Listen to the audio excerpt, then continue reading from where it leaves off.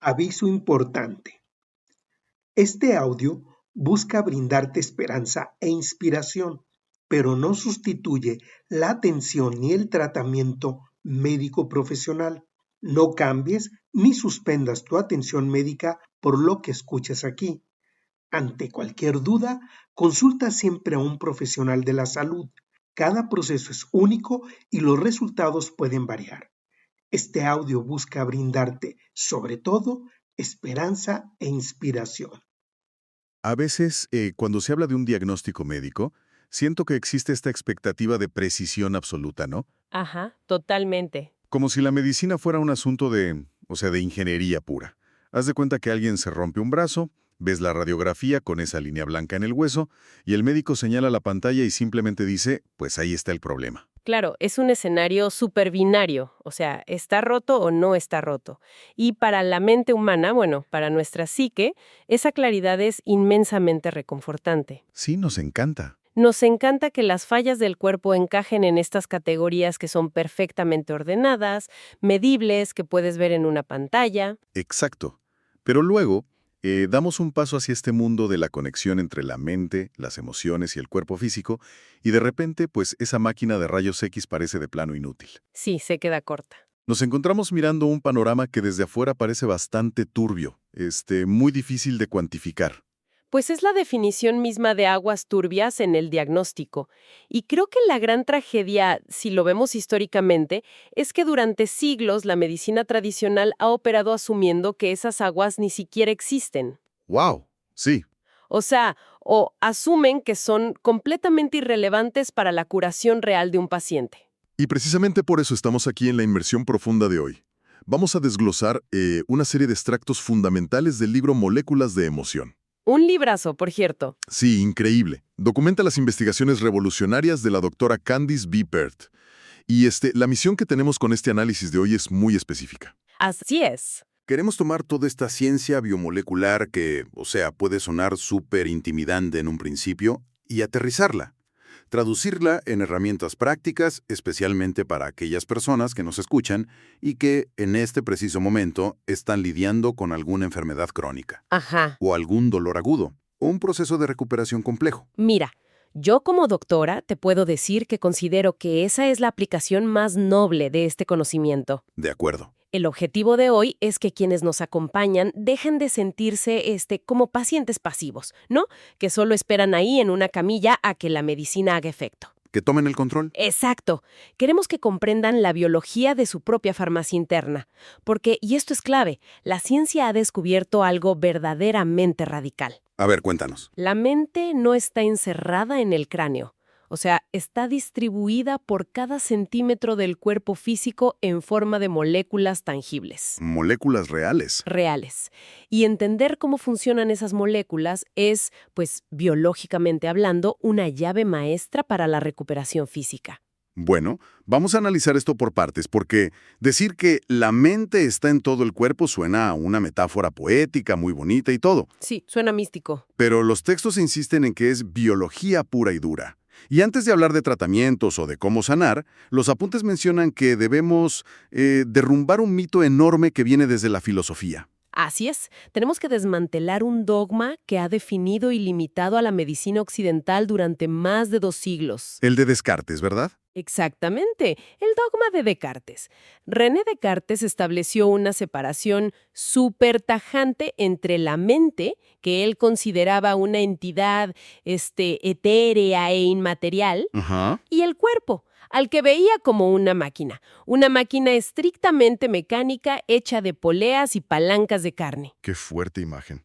Y el problema es que si un tratamiento médico moderno sigue asumiendo que la mente y el cuerpo operan en universos separados, pues ese tratamiento siempre estará incompleto. Porque ignora la mitad de la ecuación. Exacto, ignora la mitad del ecosistema del paciente. Y para unir esos dos universos, la investigación de la doctora Pert nos introduce a lo que ella llama la revolución de los receptores. Sí, un concepto fascinante. Ayúdame a visualizar esto a nivel celular, para que nos caiga el 20 a todos. Claro, mira, haz de cuenta que cada célula de nuestro cuerpo, La que sea. la que sea, ya sea una célula del riñón, de la piel, del corazón, tiene en su membrana exterior miles de pequeñas cerraduras moleculares. Ok, cerraduras. A estas cerraduras les llamamos receptores.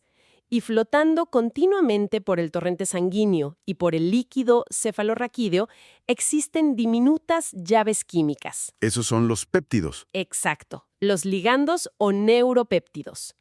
Cada llave tiene una forma geométrica ultra específica y navega por el cuerpo buscando la cerradura exacta en la que pueda encajar. O sea, es como un sistema de comunicación masivo. Sería, no sé, como si el cuerpo fuera una red de Internet interna, ¿no? Me gusta esa imagen. Donde una célula envía un correo electrónico y estos péptidos son los archivos adjuntos viajando por la fibra óptica. Es una excelente analogía. Cuando esa llave química encuentra su cerradura en la célula receptora, pues ocurre un acoplamiento. Ajá. De hecho, el texto original utiliza una frase bastante gráfica para describir este nivel de intimidad biológico. Dice que es literalmente sexo a nivel molecular. ¡Guau! Sexo celular. Así de íntimo. La llave entra, hace clic y en ese milisegundo altera por completo el comportamiento de la célula. Le da instrucciones. Le dicta todo. Si debe dividirse, si debe liberar una toxina o si debe conservar energía. Pero entonces, para entender bien las implicaciones de esto, si esta red de llaves y cerraduras está por todas partes, ¿eso significa que nuestro estómago o nuestra piel literalmente tienen la capacidad de pensar o sentir información? A nivel biológico, sí, de plano. ¡Qué locura! Lo que tradicionalmente llamamos mente es en realidad un cerebro móvil, no está confinado a la materia gris del cráneo. Ok. Esta inteligencia celular navega por el sistema inmunológico y, fíjate, tiene una presencia masiva en el intestino. Todo el tracto gastrointestinal está tapizado de estos mismos receptores. Ah, claro. Por eso cuando alguien enfrenta una situación de alto estrés o de mucho miedo, siente un nudo físico en el estómago. Exacto. O sea, las famosas reacciones viscerales no son solo una forma de hablar, son pura fisiología. Es pura biología. El estómago está procesando información emocional mediante los mismos receptores que usa el cerebro. Bueno, entonces, si las células se comunican mediante estas llaves químicas, la pregunta lógica aquí es, pues, ¿cuál es el mensaje que llevan? Ajá. Y según el libro, la respuesta cambia todo el paradigma médico, porque resulta que esas llaves transportan emociones. Fundamentalmente. Las emociones no son solo estados psicológicos invisibles o ideas abstractas. Es decir, o sea, la ira, la tristeza o la alegría tienen un peso molecular real. Así es. O sea, se pueden medir en un laboratorio. Se pueden aislar y se pueden medir. Son neuropéptidos tangibles. Son sustancias físicas segregadas por el hipotálamo y otras glándulas que viajan físicamente por el cuerpo. Wow. Y esto explica fenómenos fascinantes como lo que los textos llaman memoria dependiente del estado. ¿Cómo es eso? Pues detallan un experimento clásico de laboratorio. Haz de cuenta que a una rata se le enseña a recorrer un laberinto mientras está bajo la influencia de una sustancia química o un estado emocional inducido. Ok, está aprendiendo bajo esa influencia. Exacto. Luego se le pone en el mismo laberinto en un estado neutro, sin la sustancia, y la rata se pierde. No recuerda el camino. Se le borra el casete. Se le borra. Pero si se le vuelve a inducir el mismo estado químico, recuerda la salida a la perfección. O sea, la memoria de la rata no está solo en la información abstracta, está anclada a la sustancia química que circulaba en ese momento en su sangre. Precisamente. Y pues en los seres humanos, las emociones actúan como esa sustancia. Claro.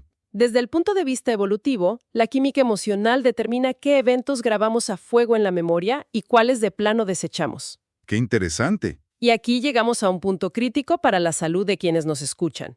Si una persona experimenta un trauma profundo o una emoción abrumadora que no logra procesar, Ajá, ¿qué pasa? pues esos neuropéptidos no se evaporan mágicamente.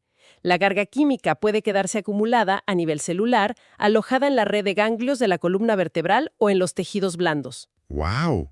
Cuando yo escucho términos como quistes somatoemocionales o energía estancada, te confieso que mi detector de pseudociencia se enciende de inmediato. Es normal, claro. Suena a algo místico, casi esotérico, y no a ciencia médica rigurosa.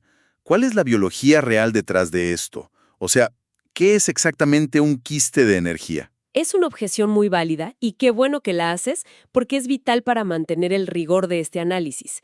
No estamos hablando de un aura o de un campo místico, para nada. Ok, qué alivio. Hablamos de bioquímica estancada. Mira, cuando una emoción fuerte se reprime constantemente, el cuerpo sigue produciendo los neuropéptidos correspondientes. Sí, la fábrica sigue operando. Exacto. Pero como la acción física vinculada a esa emoción no se ejecuta, Como correr o llorar. o gritar, como no haces eso, los receptores celulares en ciertas áreas del cuerpo se saturan. Biológicamente, los receptores se desensibilizan o se bloquean temporalmente debido al exceso de ligandos. O sea, se tapan. Se tapan.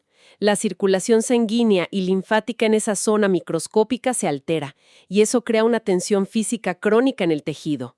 Ese tejido tenso que está saturado de química no procesada es lo que metafóricamente llaman un quiste. Es un bloqueo físico y totalmente medible. Entendido. Entonces no es una especie de fantasma en el cuerpo. No, para nada. Para usar una imagen, más sistémica, es como un embotellamiento masivo en una autopista principal. Exactamente. Si reprimes la emoción, esencialmente dejas un tráiler atravesado en la carretera química del cuerpo. Me parece una analogía biológicamente más precisa, y el peligro de ese embotellamiento es que las ambulancias, Ajá, las defensas. sí, las células de tu sistema inmunológico, necesitan usar esa misma autopista para llegar a un órgano y combatir una infección. Pero no pueden llegar a su destino porque la vía está bloqueada por ese estancamiento de péptidos emocionales. Fíjate que eso responde a una duda muy común. Se suele decir en la cultura popular que emociones como la ira o el miedo son malas o tóxicas para el cuerpo. Ajá, se dice mucho. Pero bajo esta lógica biológica, la ira en sí no es el problema, ¿verdad? No, la investigación es tajante al respecto. Ninguna emoción es tóxica por sí misma. El miedo, la tristeza y la ira son respuestas evolutivas brillantes. Están ahí por algo. Están diseñadas para la supervivencia. Proveen la química necesaria para reaccionar ante el peligro o para procesar una pérdida. Claro. Lo verdaderamente destructivo es la represión, es detener el flujo natural de esa química. Tapar la olla de presión. Exacto. La salud no consiste en forzarse a tener pensamientos positivos todo el tiempo. Eso es irreal. La salud fisiológica se da cuando permitimos que el neuropéptido se libere, encaje en su receptor, cumpla su función y luego sea metabolizado y desechado por el cuerpo. Porque si detenemos el flujo, empezamos a afectar lo que los apuntes llaman la red psicosomática, ¿cierto? Así es. Y a ver cómo se traduce ese bloqueo emocional en una enfermedad física tangible. Se traduce a través de sistemas compartidos. El sistema nervioso, el sistema endocrino y el sistema inmunológico no son departamentos aislados. Hablan exactamente el mismo idioma químico. El idioma de los péptidos. ¿Sí? El estrés crónico, por ejemplo, no es solo una sensación psicológica de agobio. A nivel celular es una tormenta de información constante que atasca los receptores. Y cuando esa red se satura, las funciones de mantenimiento autónomo del cuerpo, Como la digestión o reparar cosas. exacto, la reparación celular o la digestión, pues quedan relegadas a un segundo plano. Hay ejemplos clínicos en los textos que la verdad me dejaron sin palabras por su especificidad. Mencionan cómo este diálogo químico afecta directamente, por ejemplo, las enfermedades cardíacas o los virus. Uy, los mecanismos son asombrosos. O sea, se ha documentado que ciertas células del sistema inmunológico, como los macrófagos, tienen receptores para neuropéptidos emocionales. Ok. Y dependiendo de la señal química que reciban, estas células pueden acelerar o ralentizar la formación de placa en las arterias. ¡Wow! O sea, la emoción afecta a la placa del corazón directamente. Directamente. Y en cuanto a los virus, la biología es aún más directa. Los virus son esencialmente parásitos de información. Ajá. Para infectar una célula, un virus debe acoplarse a un receptor en la superficie. Y resulta que muchos virus utilizan exactamente los mismos receptores que usan nuestros neuropéptidos. No me digas. Sí, el virus imita la forma de la llave emocional para abrir la cerradura de la célula y secuestrarla. Es un hacker biológico. Y las células de defensa también dependen de este sistema, supongo. Totalmente. Las células asesinas naturales o las natural killers son la primera línea de defensa del cuerpo contra el cáncer. Ajá, las que patrullan. Sí, patrullan el organismo buscando células mutadas para destruirlas antes de que formen tumores. Pero estas células no actúan a ciegas. Necesitan acoplarse a péptidos específicos para recibir la orden de ataque. Ok. Si la red psicosomática está bloqueada por estrés crónico o trauma reprimido, esas células asesinas se quedan sin señales. Se vuelven soldados con los ojos vendados. A ver, un momento. Esta es la parte más delicada de toda la información y creo que necesito que la abordemos con muchísimo cuidado. Claro, dime. Si alguien que nos está escuchando ahora mismo enfrenta un diagnóstico severo, digamos un cáncer agresivo o una enfermedad autoinmune, Ajá. y escucha que sus células de defensa se quedaron vendadas por un bloqueo emocional, es muy fácil que caiga en una espiral de culpa. Sí, por supuesto. Podría pensar híjole, yo me causé este cáncer por no saber manejar mi estrés, o yo atraje esta enfermedad por ser alguien súper enojón. ¿Cómo evitamos que esta ciencia se convierta en un arma de culpabilidad hacia el paciente? Es una preocupación fundamental. Y mira, la respuesta médica es súper clara. No hay lugar para la culpa aquí. Qué bueno que lo dices así de claro. Para nada. La biología de la enfermedad es multifactorial. La predisposición genética es un hecho innegable. La exposición a toxinas ambientales, a la radiación, los patógenos agresivos. Cosas fuera de nuestro control. Exacto. Todos estos son factores reales que detonan enfermedades, independientemente del estado emocional de una persona. El cuerpo humano no es una máquina perfecta de la que somos culpables cada vez que falla. Entonces, si no es culpa, ¿cuál es el enfoque correcto? El enfoque es el empoderamiento estratégico. Saber que nuestras moléculas emocionales regulan el sistema inmunológico no significa que seamos los culpables del problema original. Claro. Significa que ahora poseemos una herramienta fisiológica adicional para combatirlo. Restaurar el flujo emocional no reemplaza la medicina tradicional, a la quimio o a la cirugía, pero optimiza el terreno biológico donde actúan los tratamientos. Los ayuda a funcionar mejor. Exacto. No es un látigo para castigar el pasado del paciente, es un aliado poderoso para su futuro. Bien, sabiendo que tenemos esta herramienta, la pregunta clave para alguien que nos escucha desde su casa es, ¿cómo quitamos ese tráiler de la autopista? Ajá, ¿cómo lo movemos? ¿Cómo intervenimos de manera consciente para reabrir esas vías químicas? Especialmente si el sistema ya está colapsado por el dolor o el miedo al diagnóstico. Afortunadamente, el cuerpo posee circuitos de retroalimentación o feedback loops que podemos activar a voluntad. Los textos ofrecen estrategias biológicas muy concretas que cualquier paciente puede integrar a su tratamiento hoy mismo. A ver, danos la primera. La primera vía directa es a través del lóbulo frontal del cerebro. ¿Y cómo funciona exactamente esa intervención ahí? Mira, cuando estamos bajo el estrés de una enfermedad, la amígdala, que es nuestro centro de miedo primitivo, toma el control y secuestra la química del cuerpo, preparándonos para pelear o huir. Modo supervivencia de plano. Sí, y para detener eso, necesitamos redirigir el flujo sanguíneo hacia la corteza frontal, que es el área del pensamiento consciente y la regulación. Y la herramienta mecánica más rápida para lograr esto es la respiración profunda e intencional. Por eso el libro relata el caso de Normal Cousins, ¿no? ¡Ay, ese caso es buenísimo! Para quienes no lo conocen, este paciente tenía una enfermedad degenerativa dolorosísima en las articulaciones. Y lo que él hacía, y hay otras formas de enfocar la mente, pero él, por ejemplo, usaba la risa y la concentración. Exacto, se encerraba a ver películas de comedia. Riéndose a carcajadas durante horas o enfocando su mente intensamente para llevar flujo sanguíneo a las zonas afectadas, como cuando se fracturó el codo.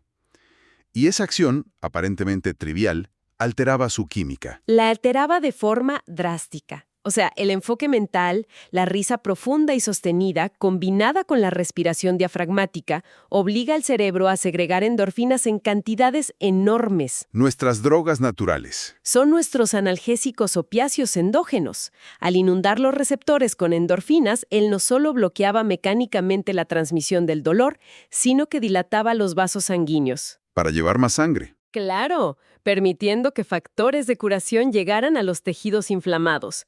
Básicamente, se daba a sí mismo una dosis intravenosa de analgésicos fabricados por su propio cerebro.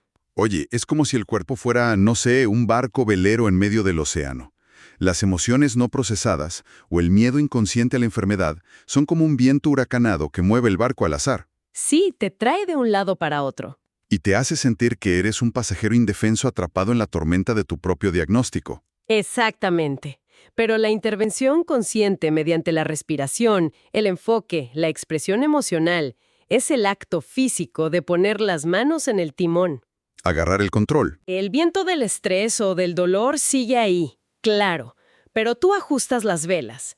Ya no eres una víctima pasiva de la fisiología. Trabajas en conjunto con la cirugía o los medicamentos, pero dirigiendo tu propia farmacia interna para que el viento sople a tu favor. ¡Qué buena imagen! Y otra forma de ajustar esas velas que me pareció fascinante en los apuntes es la intervención puramente física. Las terapias de tacto. Sí, mencionan masajes profundos, osteopatía, terapia craneosacral. Pero a ver, si el problema es un estancamiento químico o emocional, Ajá. ¿cómo un simple masaje muscular ayuda a resolver un problema biomolecular? O sea, ¿cuál es el mecanismo de acción ahí? El mecanismo es puramente mecánico y circulatorio. ¿Te acuerdas del concepto de los quistes de los que hablamos hace un momento? Sí, las zonas bloqueadas. Específica, lo que físicamente empuja sangre fresca y líquido linfático hacia el tejido. Como destapar una tubería. Tal cual. Este torrente mecánico ayuda a lavar los ligandos estancados en los receptores, devolviéndolos a la circulación general para que el hígado y los riñones puedan metabolizarlos y eliminarlos. ¡Wow! Por eso a veces pasa que... Sí, durante un masaje profundo es súper común que los pacientes empiecen a llorar o sientan una oleada de enojo sin razón aparente.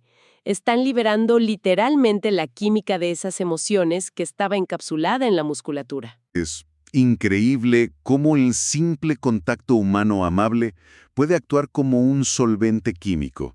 Pero, ¿qué pasa cuando no estamos haciendo nada de manera consciente? ¿Te refieres a cuando dormimos? Exacto. ¿Qué ocurre con esta química emocional en nuestro estado más pasivo? El texto sugiere que prestar atención a los sueños es crucial para la recuperación. Y lo es, porque el sueño no es un estado pasivo para el cerebro, es el turno de limpieza profunda. Como cuando entra el equipo de intendencia en la noche. Ándale, exacto. Durante las fases de sueño profundo, y particularmente en la fase REM donde ocurren los sueños, el flujo del líquido cefalorraquídeo en el cerebro aumenta drásticamente. Biológicamente, el cerebro se está lavando. Literalmente. Está eliminando los residuos metabólicos y procesando la inmensa carga de péptidos que se generó a lo largo del día. Entonces los sueños son como el subproducto de esa limpieza química. Son la manifestación neurológica de esa limpieza. Mientras el cerebro organiza y desecha las moléculas del día anterior, la corteza visual intenta darle sentido a esa tormenta de información. Y crea historias. Crea narrativas que llamamos sueños. Por lo tanto, los sueños son lecturas directas, no filtradas por la mente racional, de cómo está fluyendo la red psicosomática. Si alguien que atraviesa una enfermedad anota sus sueños, va a obtener información vital de su propio cuerpo. Para saber qué emociones siguen bloqueadas, ¿no? Exacto, y cómo avanza su proceso de curación interior. Bueno, para ir cerrando y hacerle un resumen a la gente, la receta práctica aquí tiene 4 pasos muy claros según los textos. Sí, muy aterrizados. Primero, sentir y expresar las emociones, dejarlas ir para que no se estanquen. Fundamental. Segundo, cuidar el lóbulo frontal con respiración profunda para salir del estrés. Tercero, buscar terapia física y contacto amable, literal, más abrazos. Abrazos en lugar de drogas, como decían en el libro. Exacto. Y cuarto, poner atención a los sueños. Es una perspectiva muy transformadora, porque pasamos de ver al cuerpo como una máquina que nos traicionó al enfermarse, Ajá. a verlo como un aliado altamente comunicativo que trabaja sin descanso para recuperar su equilibrio. Totalmente. La química celular que hemos desglosado hoy demuestra de manera irrefutable que no somos una mente habitando un vehículo de carne. Somos un ecosistema unificado donde cada pensamiento tiene masa y cada célula tiene voz. Y para cerrar esta exploración profunda, fíjate que hay una última consideración en las investigaciones que pone todo esto en una perspectiva temporal asombrosa. Lo de los organismos primitivos. Sí, que los biólogos han descubierto que estos exactos mismos receptores, estas llaves y cerraduras de las que hablamos, Ajá. no son exclusivos de los humanos ni de los mamíferos superiores. Están presentes en organismos unicelulares primitivos. Hablamos de microbios como la tetraimena que han existido desde hace millones de años. Es un dato que te vuela la cabeza. O sea, microbios prehistóricos unicelulares tienen los mismos receptores químicos que nosotros usamos para sentir emociones y regular la salud. A nivel molecular, los mismos. ¿Y qué nos revela esto sobre la vida misma? Nos revela que la profunda sabiduría necesaria para sanar, esa inteligencia biológica para encontrar el equilibrio frente a la adversidad, No es algo nuevo. no es una técnica moderna que alguien deba inventar, ni un estado de iluminación inalcanzable. Es, literalmente, el instinto de supervivencia más antiguo de la Tierra. Está codificado en los cimientos mismos de la biología. Es decir, la capacidad de curación ha estado ahí todo el tiempo. Ha estado perfeccionándose durante millones de años, escrita en el código de cada una de nuestras células. Cuando trabajamos con nuestras emociones y nuestro cuerpo, no estamos forzando a la biología a hacer algo antinatural. Solo le estamos ayudando. Simplemente estamos quitando los bloqueos para permitir que esa sabiduría ancestral que ya reside dentro de cada paciente haga el trabajo para el que fue diseñada. Regresamos a la metáfora inicial de la radiografía. Sí, la imagen del hueso roto es útil para la medicina mecánica, pero ¿el verdadero milagro médico? Como sane ese hueso. Exacto. Cómo esas células saben regenerarse, tejer el tejido nuevo y comunicarse con el sistema inmunológico. Ocurre en ese terreno microscópico e invisible, en el flujo de moléculas de emoción e inteligencia biológica. Así es. Y pues a todas las personas que nos escucharon hoy, a quienes están en sus propias batallas por recuperar la salud, esperamos que esta información les brinde no solo herramientas prácticas, sino una profunda confianza en la inmensa capacidad reparadora de sus propios cuerpos. Les enviamos un deseo sincero de fortaleza y sanación integral, y nos encontramos en el próximo análisis a fondo.